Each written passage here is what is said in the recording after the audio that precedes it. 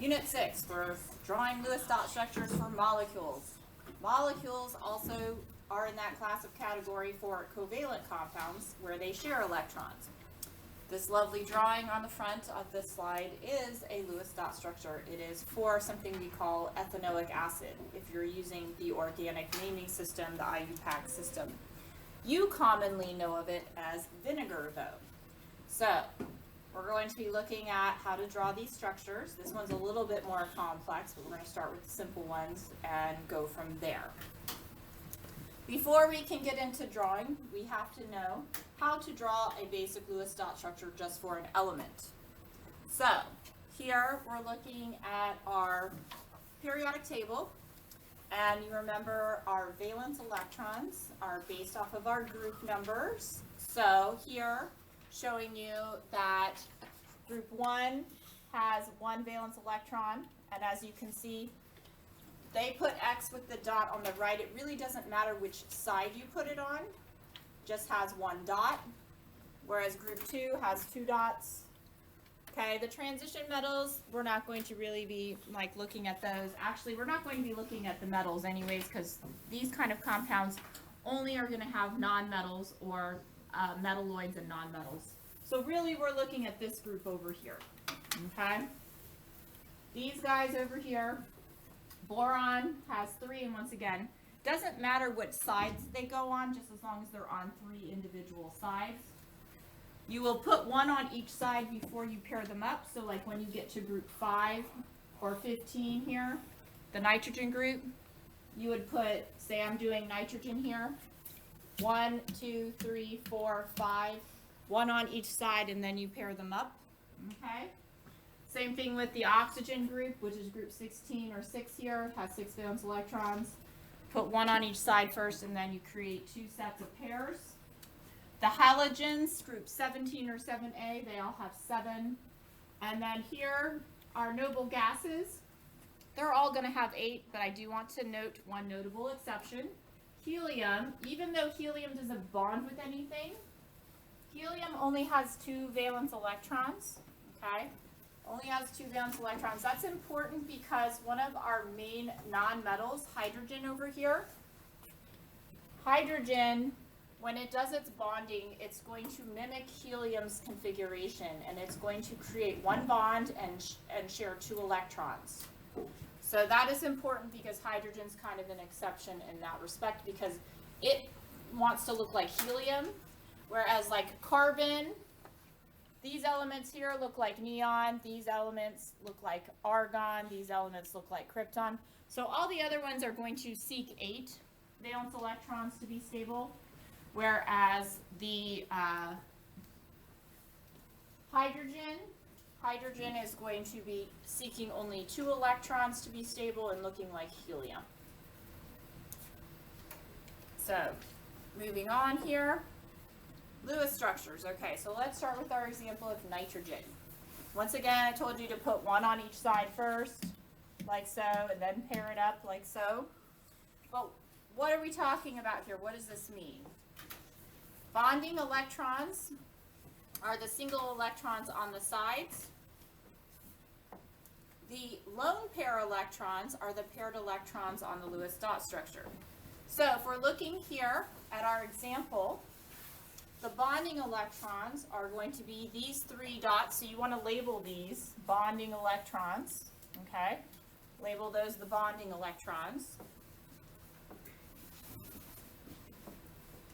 Whereas the ones on the top there that's already paired like this, these are the lone pair electrons that I'm doing in purple here. Those ones are the lone pairs. They are not going to be looking for a bond. It's the ones that only have 1 on each side, those single electrons. Those are the ones that are going to be constructing bonds. And we're going to be using them to form the molecules, like so. So go ahead and label that, please.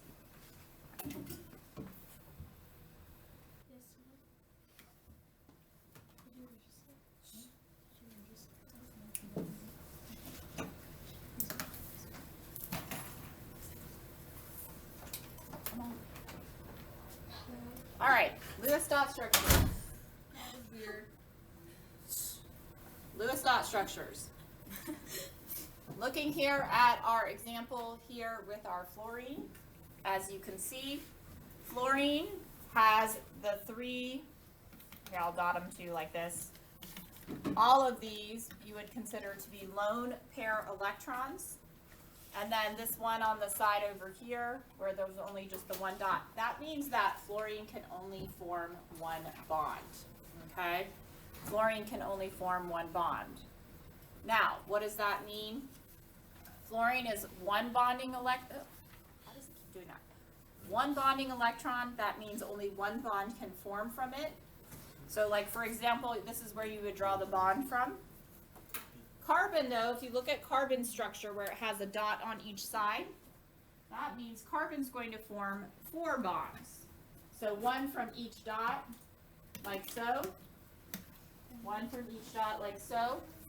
Nitrogen, having 3 of the bonding electrons and 1 lone pair, can do 3 bonds, and it's going to go out like this from the nitrogen.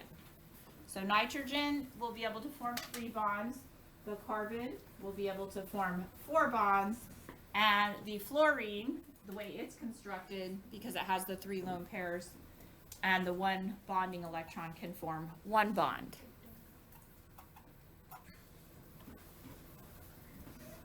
Okay, other examples here showing you, doesn't, as you can see here, drawing the Lewis dot structures, you're basically connecting different atoms together through the sharing bonding process.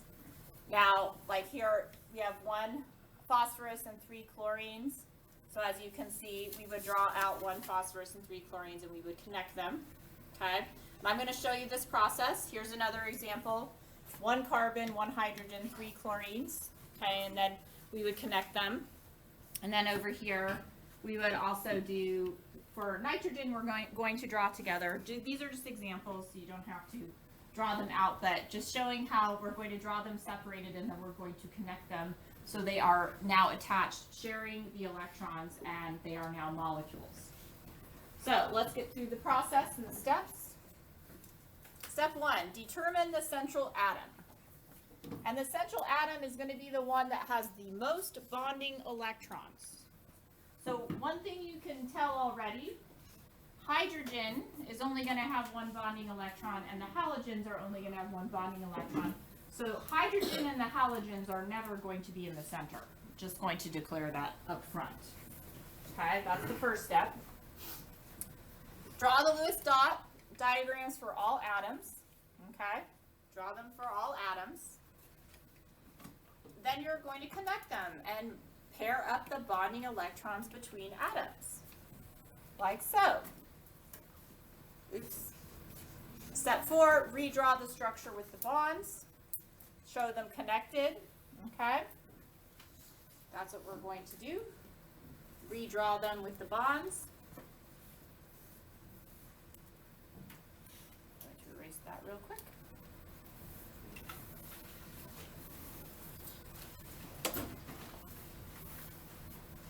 And last but, just messed that up.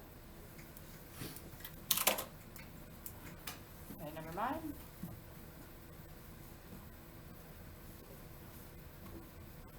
Step 4, confirm the atoms have met the octet rule.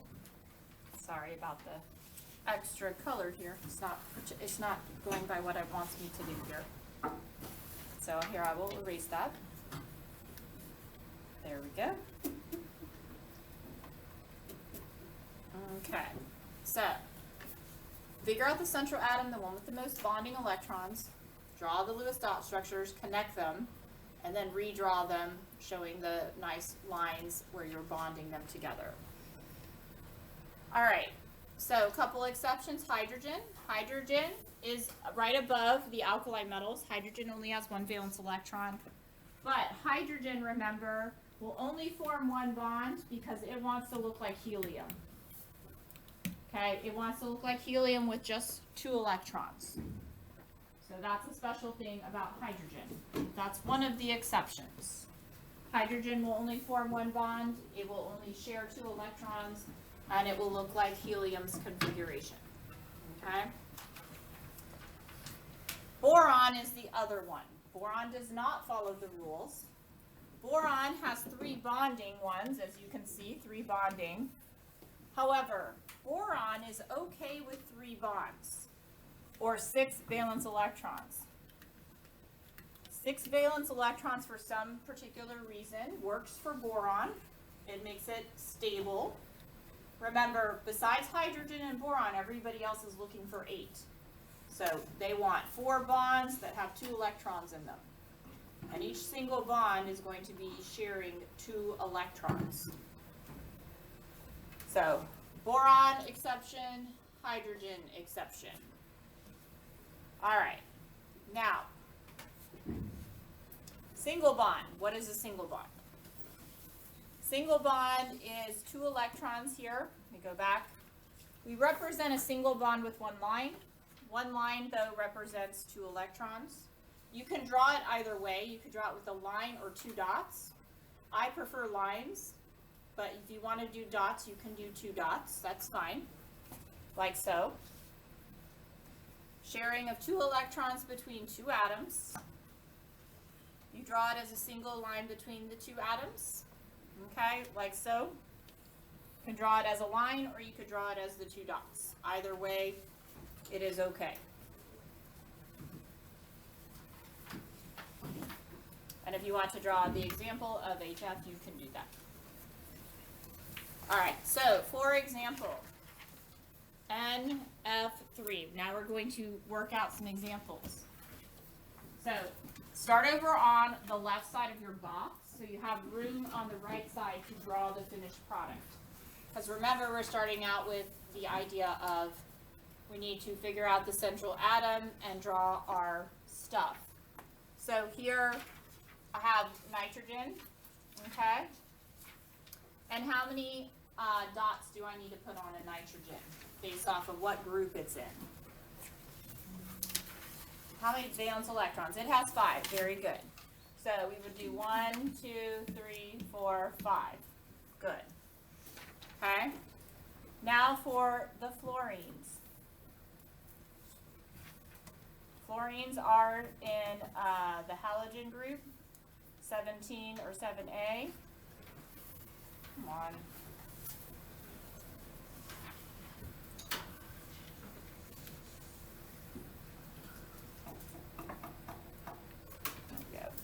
Uh-oh, it kept messing up. There we go. All right. So for F, I'm going to have 1, 2, 3, 4, 5, 6, 7. Like I said, you can draw them in any particular arrangement, just as long as you put 1 on each side first and then pair them up. I'm trying to leave the open or the bonding electrons towards each other.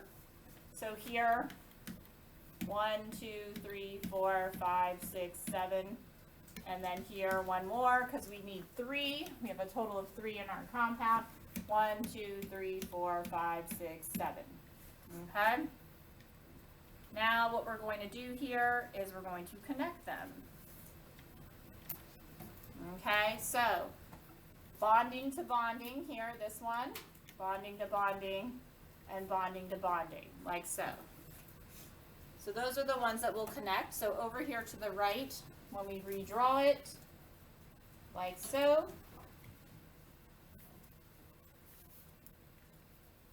We have nitrogen here. 1, 2, 3, 4, 5, okay. And our fluorines.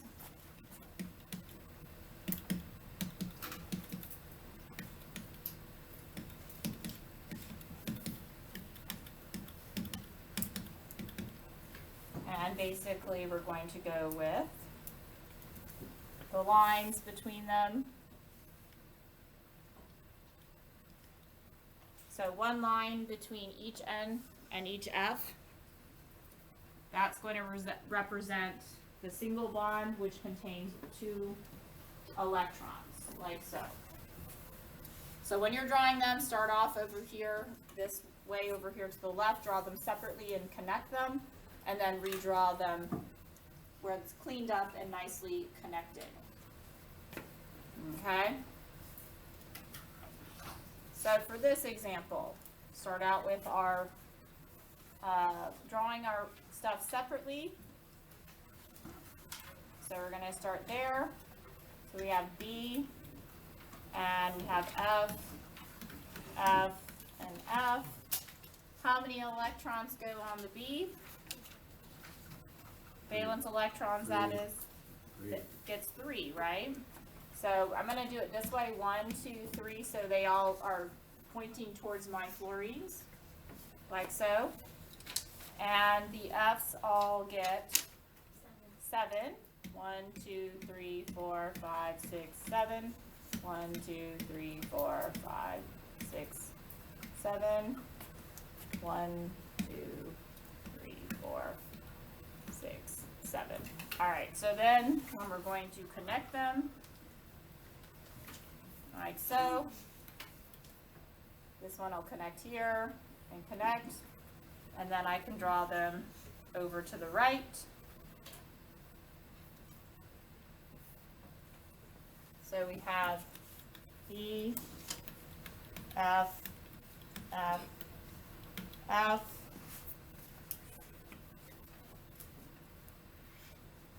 we have one line between each, and then we add in our dots for our fluorines to satisfy their octets.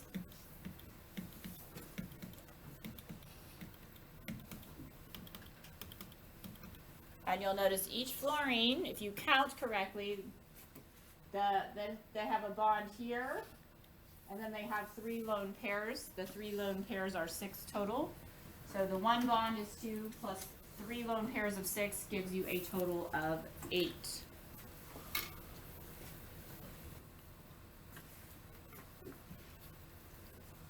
For CH4, C over here, have 1, 2, 3, 4, H,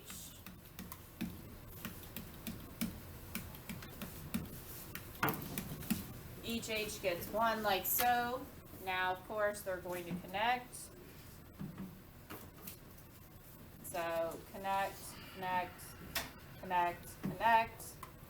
Then we redraw it, of course, over to the side. We have our C and our H's. And they are all going to be connected by a line, so far like so. So CH4, just like so. Next, HF. So we have H with a dot. And we have F, 1, 2, 3, 4, 5, 6, 7, like so. And then they connect. Okay, so we redraw them over here. We have H and the F with its one line between them, like so. And you will get to a point where you don't really have to do the before. You'll get good enough at it to where you can just draw it over to the side, because you'll know what the arrangement is going to look like. Does it matter if you put H? It doesn't matter which way you put it. No, you could put F on the left and H on the right. It does not matter which side you put it on. Good question. All right, now let's talk about double bonds.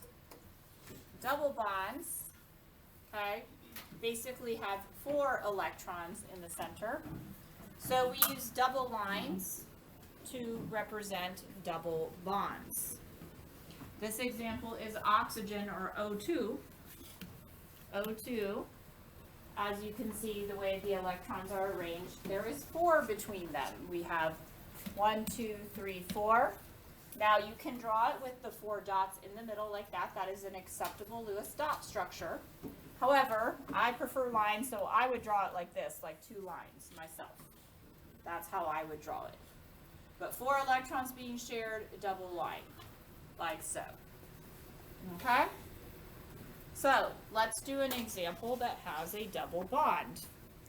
And in this case too, this one also has two central atoms, okay? And you can tell this because if you look at our structure here, there's 2 carbons and 4 hydrogens. Now what we should know about hydrogen is hydrogen can only do 1 bond, so hydrogen's not going to be able to be in the center, so that means our carbons will have to be in the center. But let's go ahead and kind of draw them here. And when you have 2 carbons like this and 4 hydrogens, they kind of equally distribute to both carbons. That's a good way to think about it. But let's go ahead and draw the carbons. And each carbon has 4 valence electrons that we would look up on our periodic table like so. Okay? And then here I'm going to draw the hydrogens. So I'm going to put 2 on each side.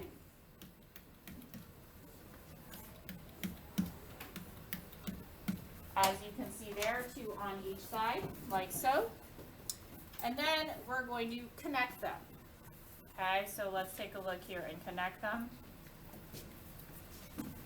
This one connects, this one connects, this one connects, this one connects. Now what you see here is there are 4 between the carbon that are not connected.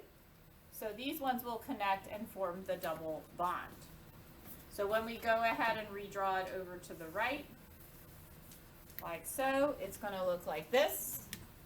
C to C here. Uh-oh, hold on one second.